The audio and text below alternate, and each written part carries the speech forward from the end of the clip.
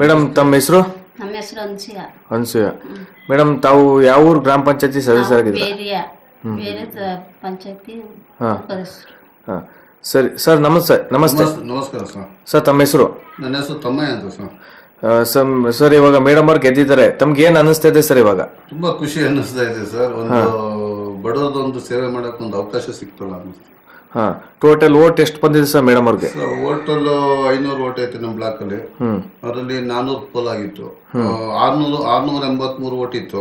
ಅದರಲ್ಲಿ 500 ಪೋಲ್ ಆಗಿತ್ತು. 500ರಲ್ಲಿ 229 vote. 229 vote triangular fight ಇತ್ತು ಸರ್. Leading 29 vote.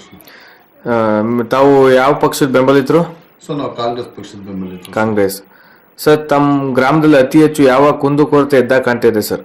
ಸರ್ ನಮ್ಮ ಗ್ರಾಮದಲ್ಲಿ ಸದ್ಯಕ್ಕೆ ರೋಡ್ಗಳು, ಚರಂಡಿಗಳು, ವಿದ್ಯುತ್ ದೊಡ್ಡ ಸಮಸ್ಯೆ. ಕುಡಿಯೋ ನೀರಿಂದು, ಚರಂಡಿದು, ಇನ್ನು ಕೆಲಸಗಳು ಬೇಕಾದಷ್ಟಿದೆ ಸರ್ ಊರು ಗ್ರಾಮದ.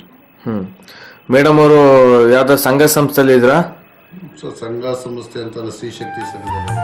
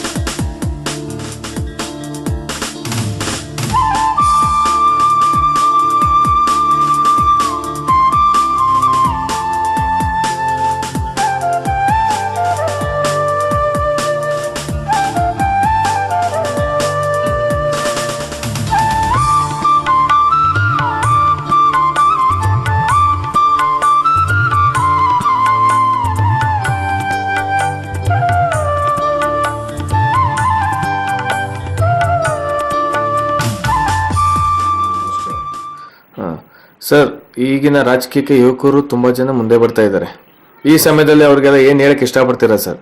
ಸರ್ ಇಲ್ಲಿ ಯುವಕರಿಗೆ ಯಾವ ಪಕ್ಷ ಭೇದ ಬರ್ತಿ ಎಲ್ಲರಿಗೂ ಒಂದು ಸಮಾಜಕ್ಕೆ ಏನಾದ್ರು ನಿಮ್ಮ ಕೆಲ ಆಗೋ ಕೆಲಸನ ಒಳ್ಳೇದು ಮಾಡಿ ಅಂತ ಹೇಳ್ತೀವಿ ಸರ್ ಯುವಕರು.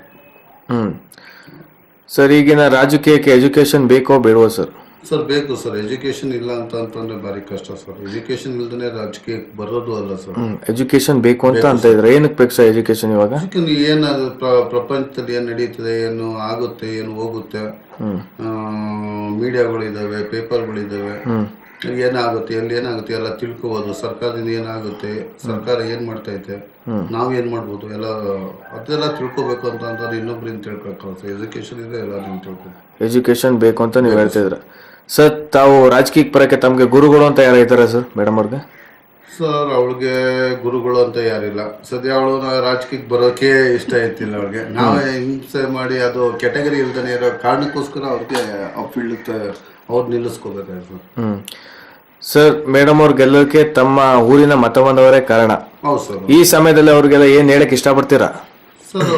ಅವ್ರಿಗೆ ಅವರು ನಮ್ಮ ಯುವ ಸ್ಥಾನಕ್ಕೆ ತಂದು 4 ಜನರ ಹತ್ರ ಕೂತ್ಕೊಂಡು ನಮ್ಮ ಕೈಲಾದಷ್ಟು ಜನಗಳ ಸೇವೆ ಮಾಡೋಕೆ ಒಂದು ಅವಕಾಶ ಮಾಡಿರೋಂಥ ಮತದಾರರಿಗೆ ನಾವು ಅವ್ರಿಗೆ ಅಭಿನಂದನೆ ಹೇಳ್ತೀವಿ ಸರ್. ಸರ್ ಇಷ್ಟು ಹೊತ್ತು ತಮ್ಮ ಮನದಾಳದ ಮಾತನ್ನು ತಮ್ಮೊಂದಿಗೆ ಹಂಚಿಕೊಂಡಿದ್ದಕ್ಕೆ ತುಂಬ ಹೃದಯ ಧನ್ಯವಾದಗಳು. Thank you sir. Thank you. Thank you madam.